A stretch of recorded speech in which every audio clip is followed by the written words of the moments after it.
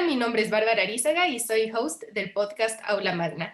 En este episodio tenemos a Miguel Velarde, es economista, MPA y MBA, asesor político, socio asesor de Politics Tips y fundador y editor en jefe de Guayoyo en Letras, responsable de Sudamérica para 20 Mundo.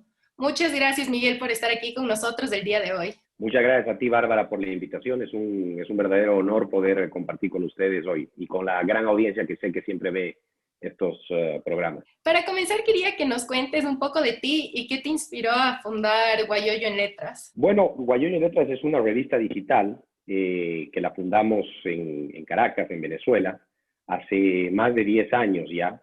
En realidad estamos próximos a cumplir 12 años.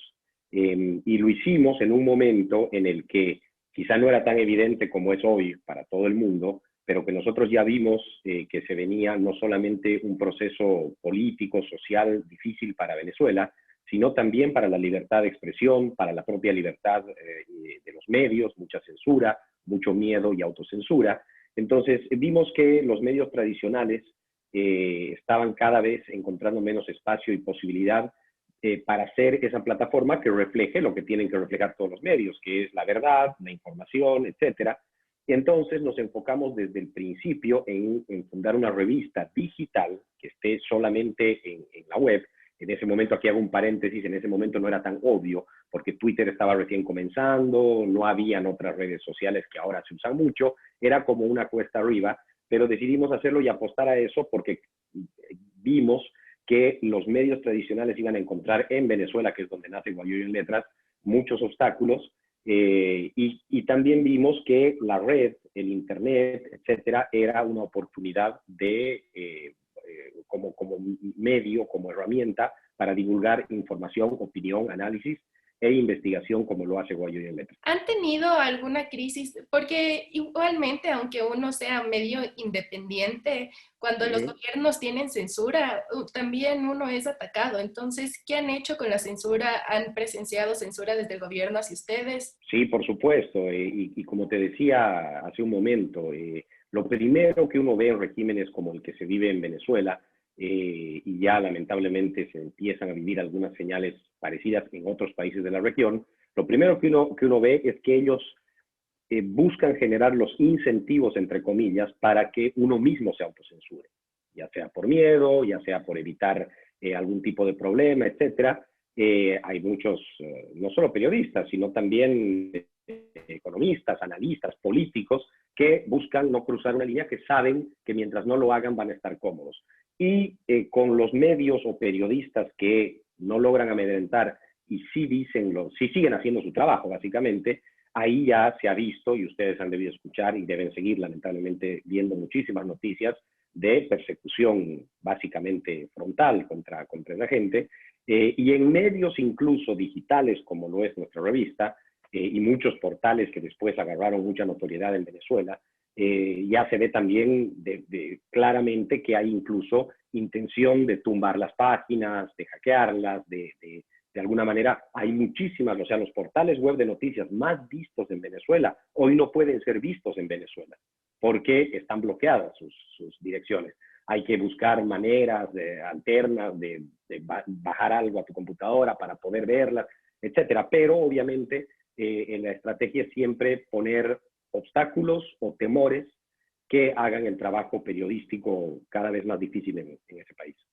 Sí, por eso creo yo como comunicadora que me siento tan aliviada que ya no seguimos con el mismo tipo de gobierno que estaba en esa línea de censura y que hayamos elegido un gobernante que sí apoye más a la libertad, porque claro, siendo cercanos a Venezuela siempre nos da miedo seguir esa misma línea y tener las mismas dificultades. No, y yo aprovecho que tocas el tema, Bárbara, porque yo quiero felicitarlos. Más allá de a quién apoye uno o no políticamente, yo creo que el Ecuador, evidentemente, mayoritariamente, ha elegido un modelo de país, un tipo de vida diferente al que se vive en Venezuela, en Nicaragua y lamentablemente algunos otros países, quizá no igual, pero cerca en la región, que en mi opinión se equivocan muchas veces los pueblos eligiendo, y había ese temor que pase lo mismo en Ecuador, y a veces, inexplicablemente, no solamente se equivocan la primera vez, sino que viven, como estaba pasando en Ecuador, ya viven una situación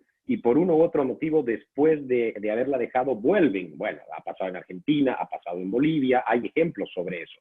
Es inexplicable, pero también nos tiene que llamar a la reflexión de qué hacemos mal quienes creemos en la libertad, en la democracia, en las instituciones, para no terminar de convencer, que es lo que al final tenemos de nuestra tarea, a la gente de que se puede estar mejor.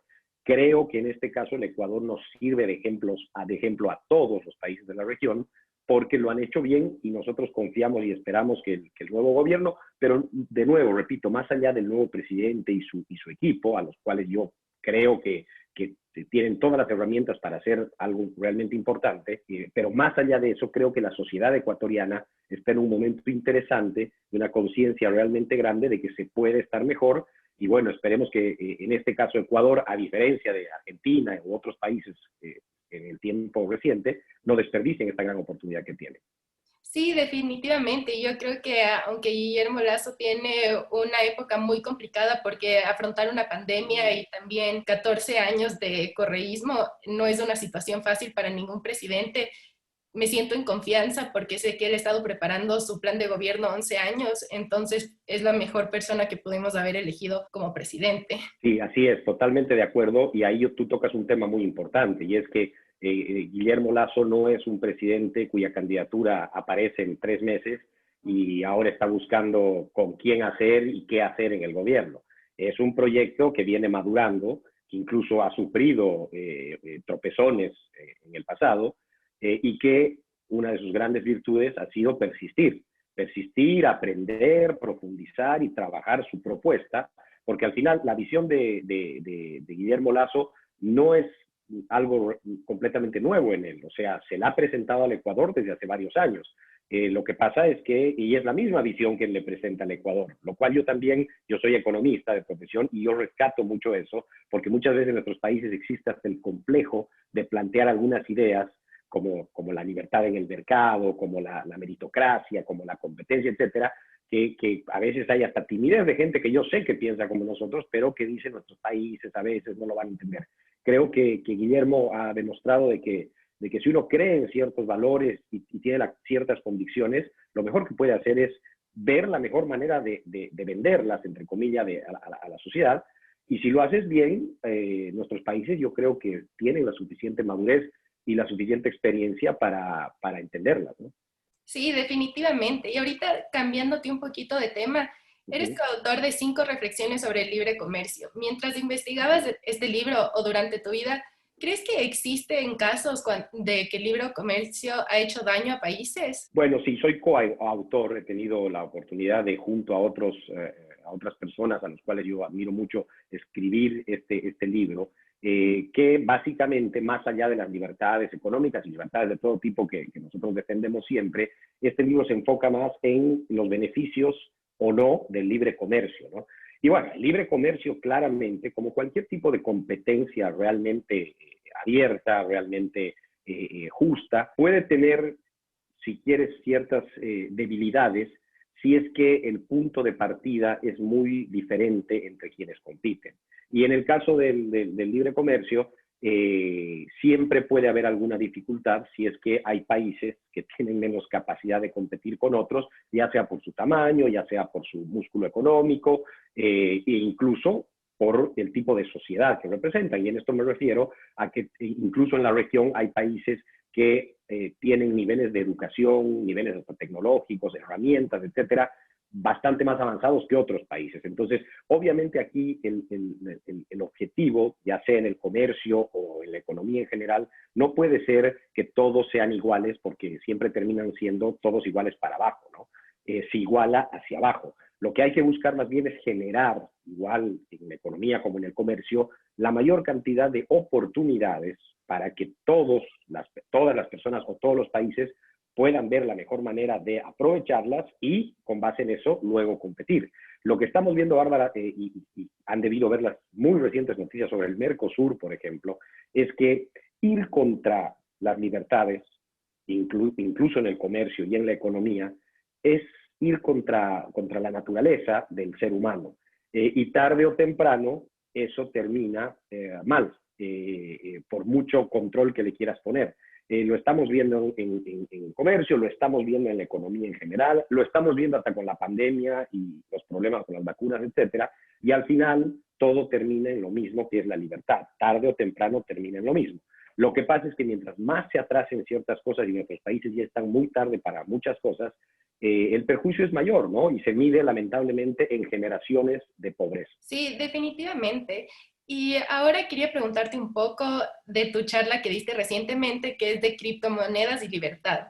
Pero antes de eso, muchas personas como yo antes llamábamos Bitcoin a todas las criptomonedas, cuando en realidad Bitcoin es parte de las criptomonedas. Para los que no sabemos mucho de esto, ¿qué engloban las criptomonedas y por qué el Bitcoin es una de las más importantes? Bueno, el Bitcoin es el más importante por haber sido el primero y hoy, a pesar de que existen miles, mucha gente quizás no sabe, pero hay miles de criptomonedas y ha habido muchísimas más en los últimos años. Lo que pasa es que también miles de estas han desaparecido, o sea, han fracasado. Bitcoin es la más importante por haber sido la primera, o sea, hace 12 años un supuesto autor, Satoshi Nakamoto, escribe un white paper de 12 páginas en la que crea todo este concepto. Nadie sabe quién es él, mucha gente dice que no existe, que son varias personas bajo ese seudónimo, pero eso no es lo importante. Lo importante es que se cree esta moneda virtual, ¿no? Esta criptomoneda que es Bitcoin, y después se van creando miles de otras monedas. Hoy incluso hay Ethereum, Litecoin, hay XRP, hay muchas otras monedas que han captado parte importante del mercado. Pero Bitcoin sigue siendo la más importante, no solo por haber sido la primera, sino porque hoy Bitcoin abarca más del 50% del total del mercado de criptomonedas y la otra mitad está dividida en estas otras miles de monedas. Por eso Bitcoin, y Bitcoin también es además la que más vale como moneda, ¿no? Que está sobre los $50,000 hoy. Por eso es la más importante, pero el concepto de la criptomoneda es muy parecido en todas las demás, que básicamente es una moneda que no se emite por un país, no tiene un banco central atrás, no tiene ningún tipo de intermediario si es que yo te quiero mandar una moneda a ti o una fracción de la moneda. En el mundo financiero tradicional en el que vivimos, si yo te quiero mandar X determinado monto en dólares, por ejemplo, tiene que pasar por un banco central, por un banco privado, llegar mucho más si es en otro país, tiene varios intermediarios, lo cual genera mucho costo también en ese tipo de transferencias. El concepto de una criptomoneda es que sea de persona a persona, y prácticamente reduciendo los costos a cero, porque evita todos los intermediarios y el concepto principal de esta criptomoneda es que su valor depende de la confianza que tú, yo y todos quienes quieran tener estas monedas le demos a la moneda. No depende, es lo mismo que una moneda como el dólar o como el bolívar en Venezuela, por ejemplo, o como el peso en Argentina, cuyo valor también depende de la confianza que se tenga en el gobierno que la emite. La diferencia acá es que no depende de la confianza que le tengas a quien la emite, porque esa es una moneda que emitimos todos. Eso es como, digamos, el resumen muy rápido de lo que son las criptomonedas. Y yo sí creo, y por eso dimos la charla el otro día sobre ese tema, yo sí creo que es una variable interesante en la gran ecuación de la libertad, justamente por lo que te decía ahora, porque libera las finanzas de las personas o de las empresas de esos intermediarios a través de los cuales hoy inevitablemente todos tenemos que pasar, como son los bancos privados o los bancos centrales en los países. Sí, definitivamente. Y ahora una pregunta por curiosidad. ¿Te acuerdas la primera vez que te interesaste en las criptomonedas? Sí, ¿Qué fue? me acuerdo. Cuéntanos de ese día.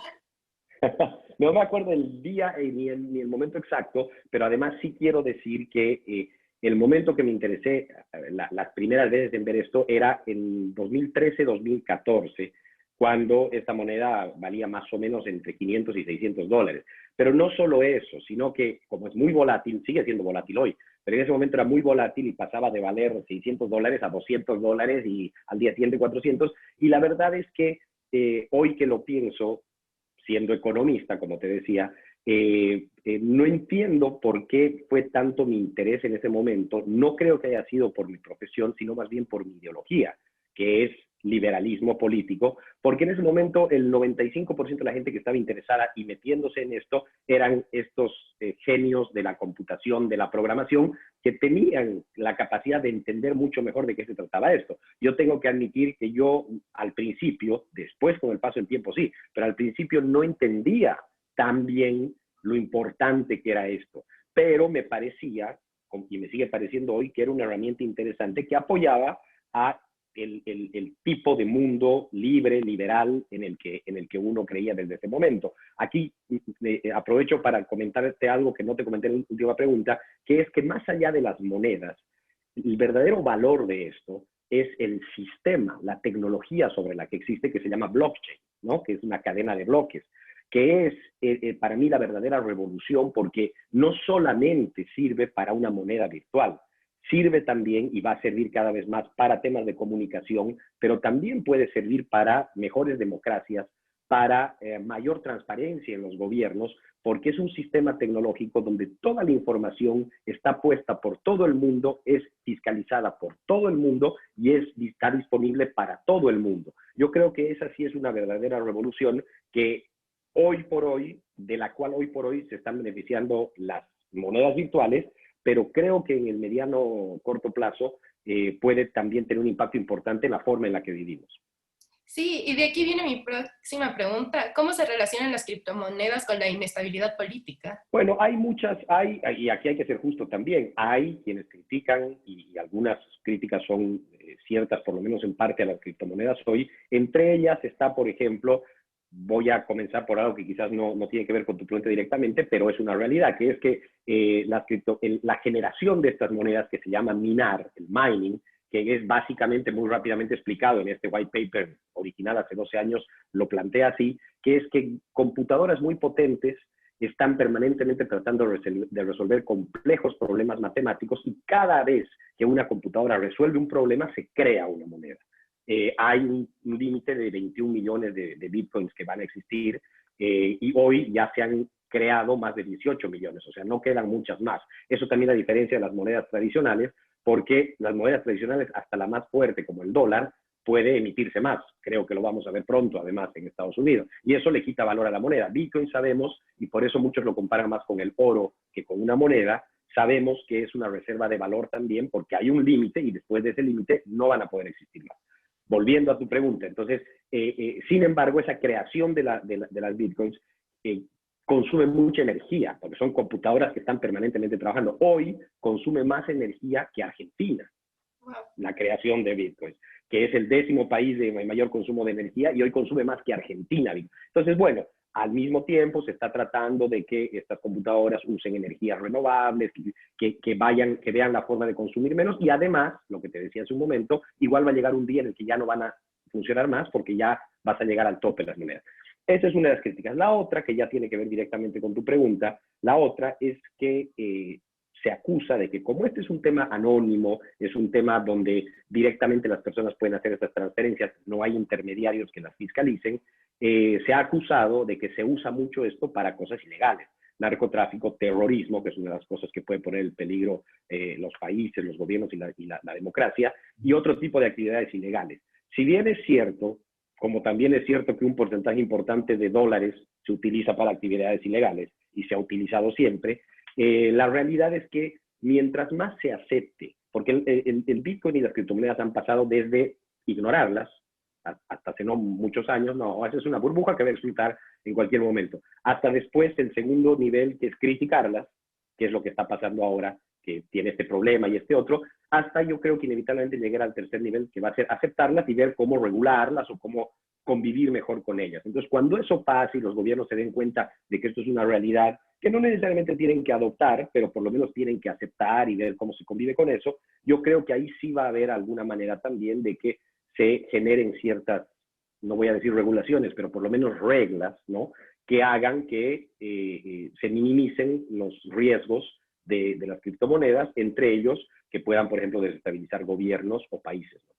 Sí, en definitiva, y yo creo que siendo libertario es muy difícil saber decir cuál es el control que debe tener, porque uno dice, si no puedes tener completamente libertad porque las anarquías no funcionan. Pero entonces, ¿cuáles crees que sean medidas que sí se pueden tomar en cuanto a control gubernamental con la criptomoneda sin atentar en contra de la libertad de las personas? Bueno, yo creo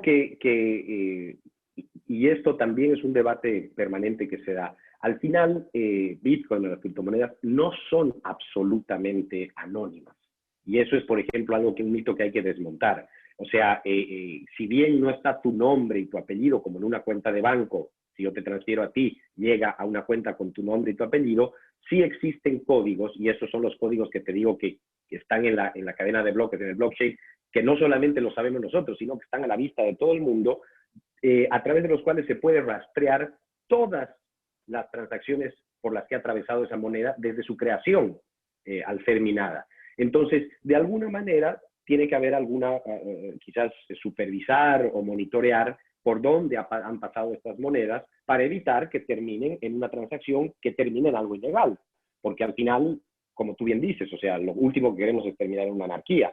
Pero queremos vivir en una sociedad de la mayor cantidad de libertades posible, que no termine en un incendio. Entonces, yo creo que ahí se va a ver la manera, la tecnología puede ayudar en gran forma de lograr ese tipo de límites lo más amplios posibles, que eviten que al final esto colapse por culpa de unos pocos, como pasa muchas veces.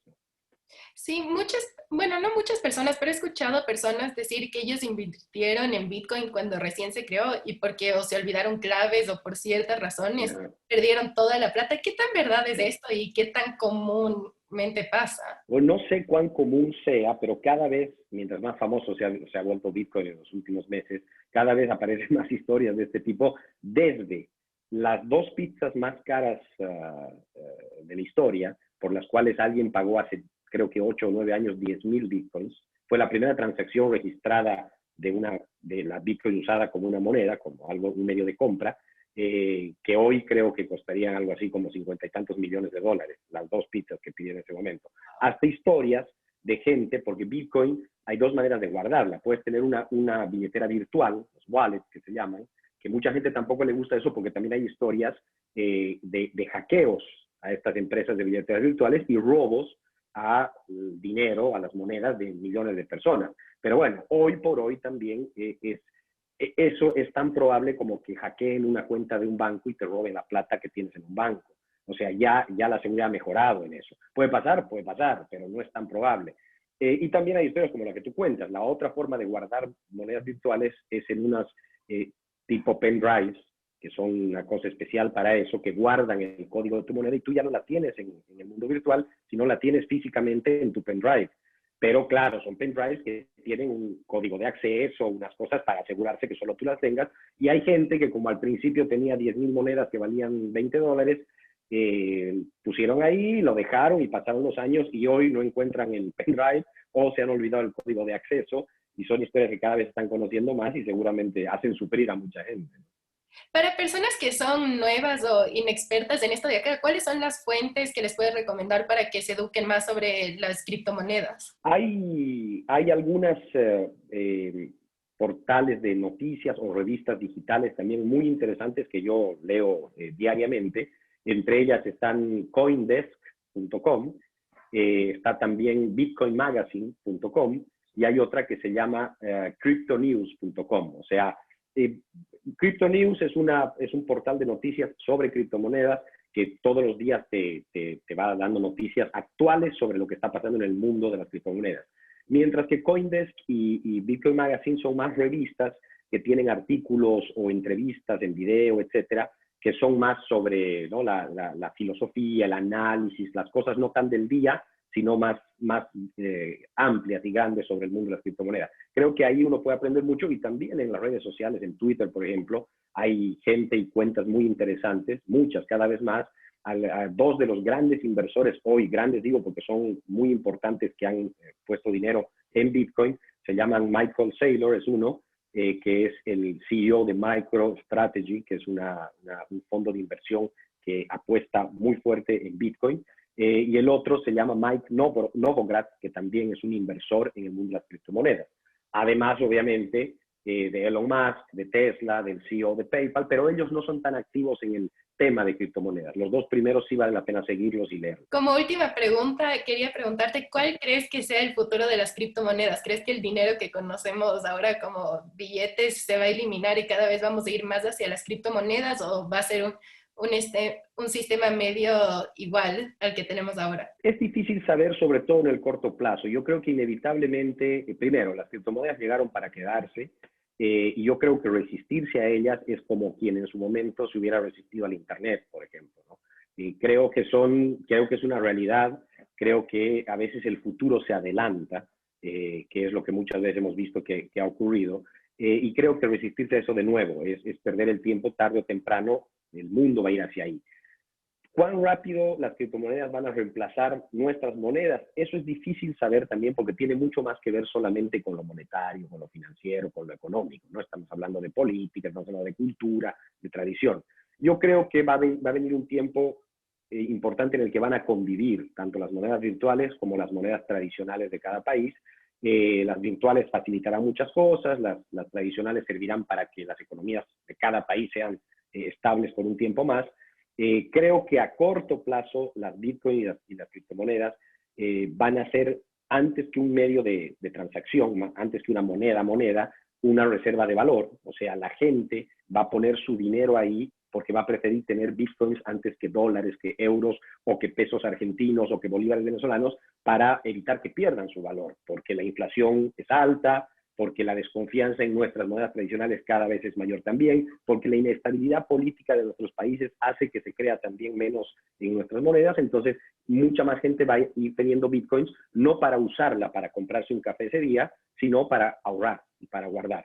Y con el paso del tiempo, cuando también Bitcoin deje de ser tan volátil y se estabilice un poco más, seguramente será más fácil que se vuelva un medio de transacción. Pero definitivamente, más rápido, más lento, para mí las criptomonedas han llegado para quedarse, y estamos viviendo un momento histórico, como han sido otro tipo de revoluciones, en este caso en el mundo económico, en el mundo financiero, en el mundo monetario, que creo que vale la pena, sobre todo para ustedes que son tan jóvenes, estudiarlo, aprenderlo, porque nuestra generación está viviendo ya eso. No, y muchísimas gracias. Realmente ha sido una entrevista súper informativa y yo voy a chequear todos los recursos que me recomendaste porque Gracias. siento que ya no puedo seguir siendo tan ignorante sobre el tema. Muchísimas gracias por estar el día de hoy en Aula Magna con nosotros. Muchas gracias, Bárbara, a ti. Muchas gracias a ti y a todos en Aula Magna. Muchas gracias y un placer compartir con ustedes. No te olvides de suscribirte y seguirnos en redes sociales.